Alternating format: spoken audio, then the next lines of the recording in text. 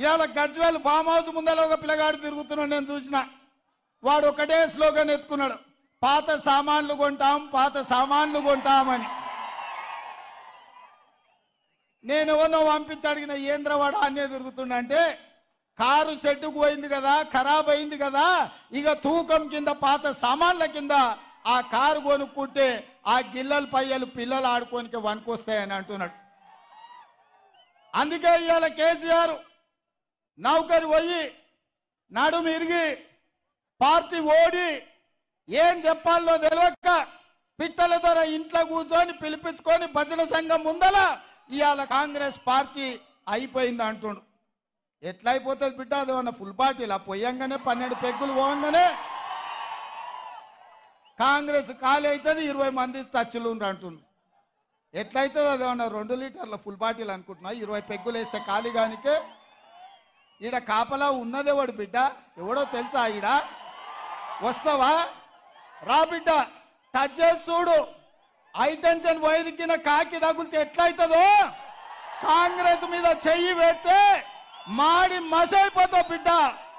నీ తాతలు ముత్తాతలు గుర్తు రావాలి కాంగ్రెస్ టచ్ చేస్తే. నువ్వు అనుకుంటున్నావేమో నేను జైపాల్ రెడ్డి జానారెడ్డిని కాదు బిడ్డ, మర్యాద ఉండనికే బట్టలు 10 రోడ్డు మీద ఉరికించి కొట్టిస్తా బిడ్డ మా కాంగ్రెస్ పార్టీ కార్యకర్తలతోటి. ప్రజలు ఎన్నుకున్న ప్రభుత్వం, ప్రజా తీర్పిచ్చిన ప్రభుత్వం, ప్రజల మన్నన పొందిన ప్రభుత్వం, 100 రోజుల్లో 6 గ్యారెంటీలలో 5 గ్యారెంటీలు అమలు చేసిన ప్రభుత్వం. మా ప్రభుత్వాన్ని పడగొడతారా నువ్వు మోడీ కలిసి? నువ్వు మోడీ చీకట్లో మాట్లాడుకుంటే అయిపోయింది అనుకుంటున్నావా? రా బిడ్డ రా, మోడేస్తాడో మోడీ తాతను తెచ్చుకుంటావు, నీ ఎంబడి ఎవడొస్తాడో రాండి. ఏసాలు వేస్తున్నట్టున్నావు నువ్వు. ఆడబిడ్డలకు ఆర్టీసీలో ఉచితంగా బస్సు ప్రయాణం కల్పిస్తే ఈ 120 రోజుల్లో 35 కోట్ల మంది మా ఆడబిడ్డలు అమ్మగారింటికి పోయిరు, అత్తగారింటికి పోయిరు, సుట్టపోళ్ళింటికి పోయిరు.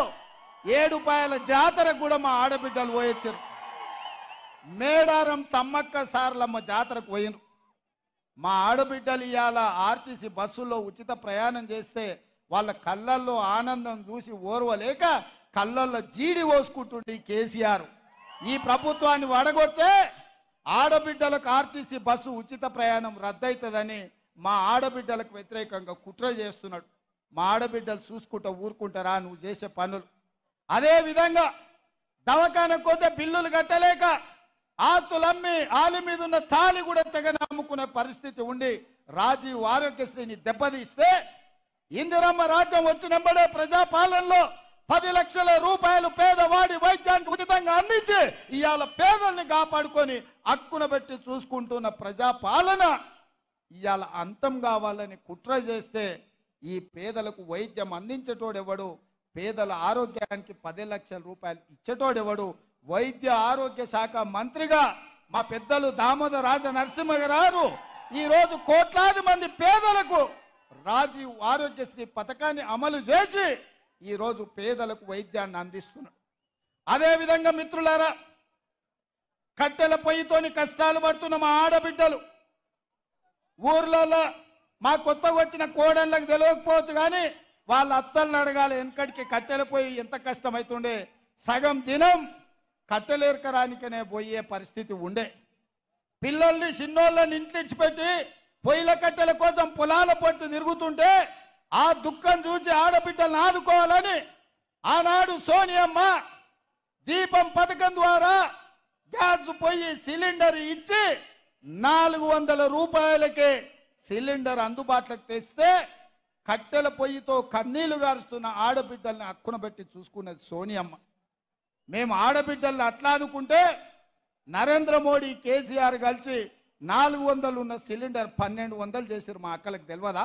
ఇక్కడ మా అక్కలంతా వచ్చారు కదా, అందుకే వాళ్ళ కష్టాలు చూసి 1200 కాదు, ఆడబిడ్డల సొమ్ము దోసుకున్నాడు బాగుపడాడు. అందుకే పేదింటి ఆడబిడ్డలకు ప్రతి ఇంటికి 500 రూపాయలకే సిలిండర్ ఇచ్చి ఆడబిడ్డలను ఆదుకొని ఇవాళ ప్రతి పేద ఆడబిడ్డ కళ్ళల్లో ఆనందం మేము చూస్తుంటే వీళ్ళ కడుపు కసిమసి అవుతున్నది. కేసీఆర్ కడుపు, నరేంద్ర మోడీ కడుపు.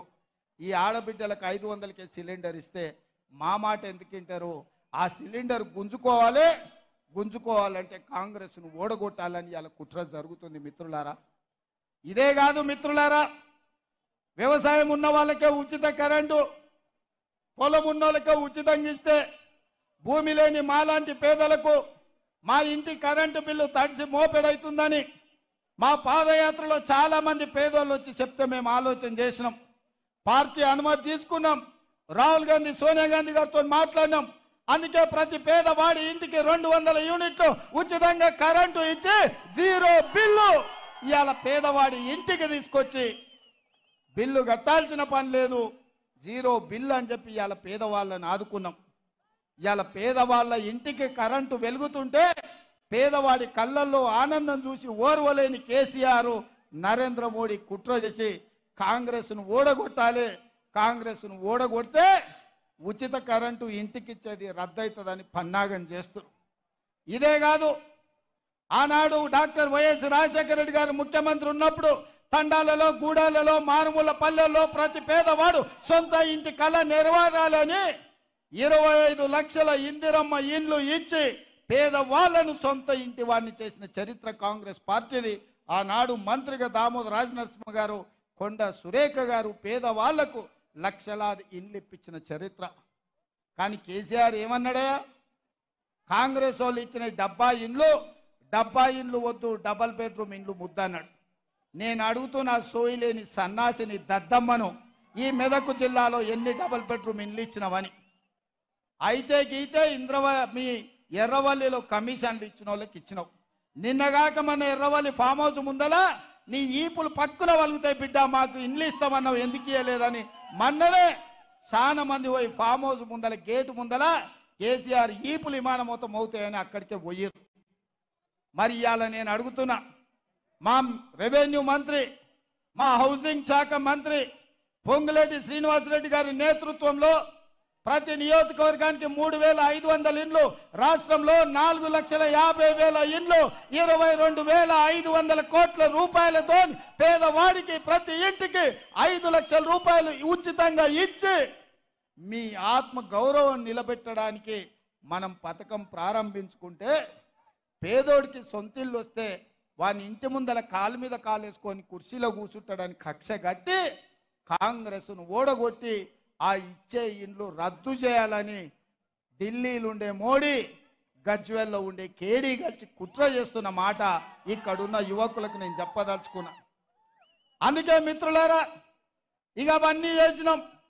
ఆర్టీసీ బస్సులో ఉచిత ప్రయాణం ఇచ్చినాం, రాజీవ్ ఆరోగ్యశ్రీ పథకాన్ని అమలు చేసినాం, గ్యాస్ సిలిండర్ 500కి ఇచ్చినాం, 200 యూనిట్లు ఉచిత కరెంట్ ఇచ్చినాం, ఇందిరమ్మ ఇండ్లు ఇచ్చినాం.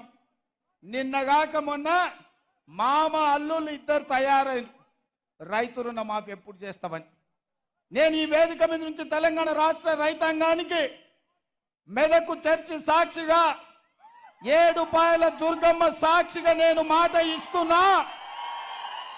15 ఆగస్టు లోపల ప్రతి రైతుకు 2 లక్షల రూపాయల లోపల రుణమాఫీ చేసే బాధ్యత మాది, మా ప్రభుత్వాన్ని. నాది మాట. నేను మాట ఇస్తున్న మిత్రులారా, తెలంగాణ రైతాంగానికి ఏడుపాయల దుర్గమ్మ సాక్షిగా నేను మాట ఇస్తున్నా. 15 ఆగస్టు లోపల మీ 2 లక్షల రుణమాఫీ చేసే బాధ్యత నాది.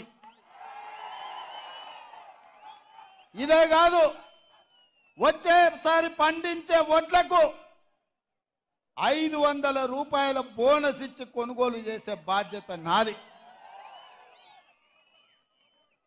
100 రోజుల్లో ఇచ్చిన 6 పథకాలలో 5 పథకాలు అమలు చేసి 100వ రోజు ఎన్నికల కోడ్ వచ్చి ఎన్నికల క్షేత్రంలో మేముంటే వెనుకంగా కాళ్ళ కట్టెబెట్టాలని కేసీఆర్ ఆయన అల్లుడు బయలుదేరి